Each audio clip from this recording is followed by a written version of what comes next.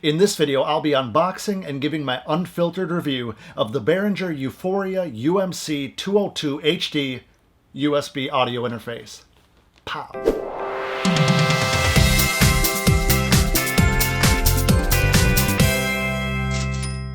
Hey guys, Adam Ivy. So recently the good people over at Behringer contacted me and asked me if I would be willing to do an honest review of their brand new U-PHORIA UMC202HD USB audio interface. So naturally I was like, yeah, send it over. And in a couple days I had a box at my front door. Now, as some of you guys probably already know, I currently use the Universal Audio Apollo Duo interface, which you'll see right over here over my shoulder behind me, as my primary interface here in my home studio.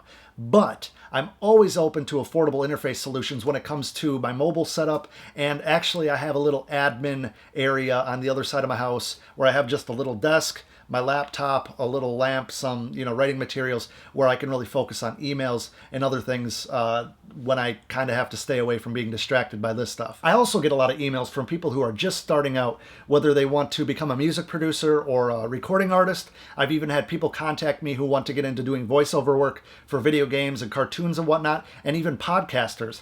But some of these people just don't have a large budget to start. So I think that this interface right here could be the perfect solution for that. So before I open the box, I got to start off by saying this is a very economical, very affordable USB audio interface. When they sent it to me, I had no idea what the retail price was. And then I looked it up online and I was like, wow, things have gotten very affordable since when I started. I remember the first audio interface I had was some Tascam, something that I had to save forever for, and it was still like $250 or $300.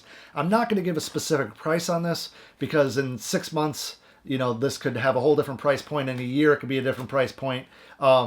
So just to keep this video relevant for longer, I'm going to put a link in the description box below where you could find the best price. So let's get to it. The U-PHORIA UMC202HD right here, you can see the front of the box, is an audiophile 2x2 24-bit 192 kilohertz USB audio interface and features Midas mic preamps, which is actually really impressive considering you get so much for such an impressive price. It's USB 2.0 bus powered and will work with pretty much any DAW you have, guys. Whether it's Mac or PC, this is bound to work with whatever you're using. If you're not using anything at the moment and you're just a super duper beginner, it actually comes with free audio recording software, editing software, as well as podcasting software, which you can just download free from their website with the literature that comes with it. So instead of me sitting here and reading off the back of the box with each and every technical specification, I'm actually going to write a full-blown blog article, which I invite you to go check out at adamivy.com or the link in the description box below, where I will feature every tech spec on this thing in a very easy to understand format. So once we open up the box, you'll find the traditional sealed pack of booklets, warranty card, and sticker. I always keep these and reference them when I'm setting up drivers or registering for the warranty, which this actually has a 3-year warranty program that comes with it, surprisingly. As we're pulling it out of the box, you'll see that it obviously comes with the USB cable, which is good length compared to some I've seen. I remember one of the first audio interfaces I ever purchased came with a cable that couldn't have been more than a foot or two long, which was pretty annoying when it came to rearranging my setup. Now, the build quality of this thing is awesome. It has a metal case, a metal housing, which feels like it would be super durable. It feels like it's built like a tank, which is very important. I don't know if you guys can see that. It's very important when it comes to traveling with a piece of gear. Another thing that's really important to me is how the knobs feel, the movement. Sometimes you get a piece of gear like this and it feels really cheap, but as you can see, I don't know if you could see that, it's really smooth, really fluid, and it feels like a much higher end piece of gear than it actually is. So even after using this thing for a week, guys, pretty heavily I might add, I felt no negative effects of my use on the knobs or the buttons. I mean, I don't know if you really can see this, but they're all working perfectly. I don't have to press them super hard. Nothing's wiggling. The knobs still feel great. Granted, it's only a week, but sometimes inexpensive equipment breaks very quickly. One thing I want to add is that I love the design aspect of this. I think Behringer knocked it out of the park, especially, like I said, for a very affordable, inexpensive USB audio interface. This thing has, the modern look, but it kind of takes cues from vintage gear, which I personally really like. I mean, look at it. It's black, it's silver. You're not going to find a bunch of plastic on this thing. You're not going to find a bunch of, glossy automotive paint like some of the other manufacturers. I think this just looks hella cool, really.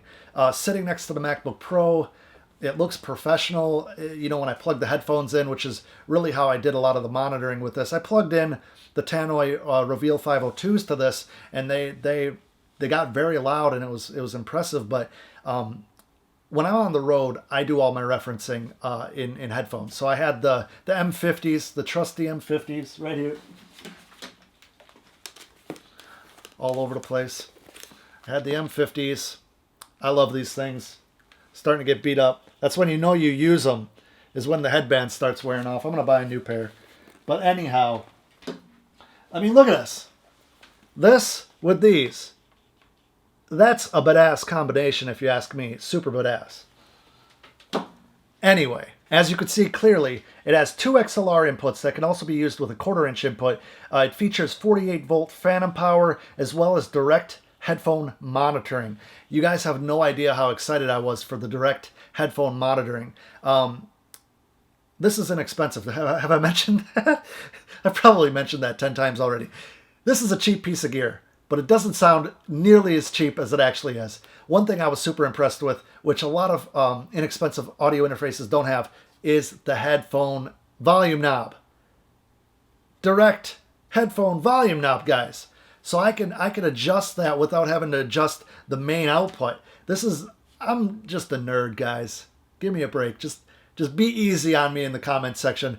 I nerd out about the dumbest stuff. If you ever have a conversation with me, we could talk cars, working out, audio interfaces, marketing, online business. We'll be set for like a 12-hour conversation, I promise you. And I just want to put it out there, guys. I repeat, I am not getting paid to do this review.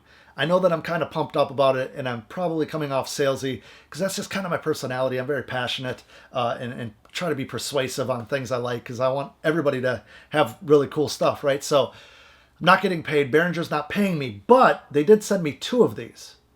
Why did they send me 2 of these? You might be asking yourself. Well, I told them, I said, if you want me to do a review, I want to be able to give these away to my people.